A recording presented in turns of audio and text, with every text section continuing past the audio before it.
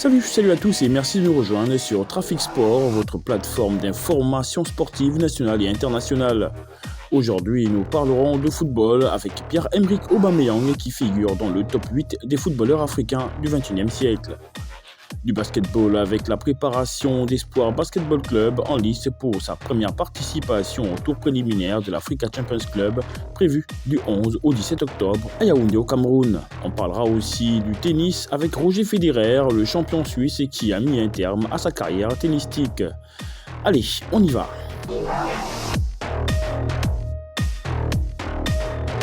Des buteurs africains, il y en a toujours eu. Mais certains, plus que d'autres, ont su se démarquer à l'instar de Pierre-Emerick Aubameyang. Le Gabonais de Chelsea en D1 anglaise figure parmi les meilleurs buteurs du continent au XXIe siècle selon un classement établi récemment par Foot Africa. Le Ballon d'Or africain 2015 totalise 331 buts et se hisse à la 3e place des meilleurs buteurs africains derrière deux légendes retraitées. Samuel Eto'o est à la tête de ce top 8. Si les statistiques sont parfois réductrices, elles confirment toutefois une certitude. Le légendaire Samuel Eto'o, digne ambassadeur de l'Afrique à travers l'Europe, trône incontestablement sur le panthéon des meilleurs buteurs africains entre 2000 et 2022, et ce, plus de 3 ans après avoir accroché les crampons en 2019. L'attaquant camerounais a eu une carrière prolifique avec 422 buts.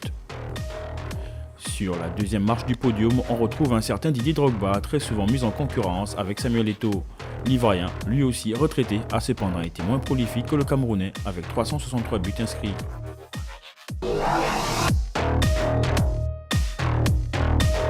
Le premier tour préliminaire de la Ligue des champions de la CAF n'a pas réussi à l'association sportive Stade Mandji.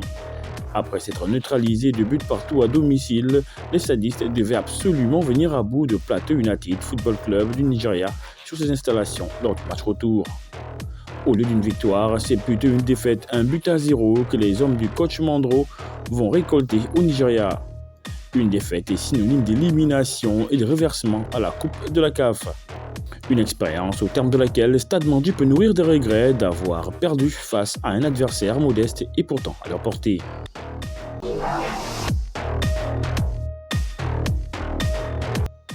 Unique représentant du basketball gabonais à la course pour la prochaine campagne pour la phase finale de la Basketball Africa League, Espoir Basketball Club peaufine sa préparation à Libreville. Espoir Basketball Club nourrit des grandes ambitions et met tout en œuvre pour atteindre ses objectifs. L'équipe de Michael Oganda se prépare sereinement pour cette compétition. La préparation se passe très bien. Nous avons quasiment la totalité de l'effectif. Nous nous entraînons quasiment tous les jours et ce samedi nous aurons nos premiers matchs amicaux. Donc tout se passe très bien. En termes d'effectifs, le club s'est renforcé avec les meilleurs joueurs du pays. Aussi, les services de Stéphane Lasme, l'international gabonais, seront mis à contribution pour la jeune équipe. Pour l'instant, nous avons un joueur blessé, Koussou Henri, 2m06, qui vient de Stade Mandji. Et nous attendons aussi l'arrivée de Lasme Stéphane, qui a signé et qui sera là dans une semaine. On ne peut pas avoir Obam Correa Silva. Stéphane Lasme est disponible. Donc nous sommes très heureux de l'avoir avec nous. Et l'objectif est de se qualifier au deuxième tour des éliminatoires de la Bowl. Avec Stéphane Lasme, nous avons encore plus de chance. Le cap est donné par le staff technique pour cette compétition qui, dans sa première phase, se déroulera à Yaoundé au Cameroun du 11 au 17 octobre prochain. À 41 ans, le Balois a annoncé sa retraite dans une longue lettre publiée sur les réseaux sociaux. Il prendra part à la Lever Cup de Londres, mais plus à aucun tournoi ATP. Les 3 dernières années ont été marquées par des blessures et des opérations qui ont représenté autant de défis à surmonter, écrit le tennisman suisse, qui a travaillé dur pour retrouver un niveau de forme lui permettant de disputer des compétitions. Après avoir joué plus de 1500 matchs en plus de 24 ans, la légende âgée de 41 ans doit maintenant décrocher. Roger Federer jouera probablement à l'avenir dans des matchs d'exhibition. Dès la semaine prochaine à Londres, il participera sous une forme encore à définir à la Lever Cup. On ne le verra donc pas fin octobre au Swiss Indoor de Bâle où sa présence était annoncée. Federer n'avait plus joué un match officiel depuis son élimination par le Polonais Hubert Hurkacz en quart de finale de Wimbledon le 7 juillet 2021.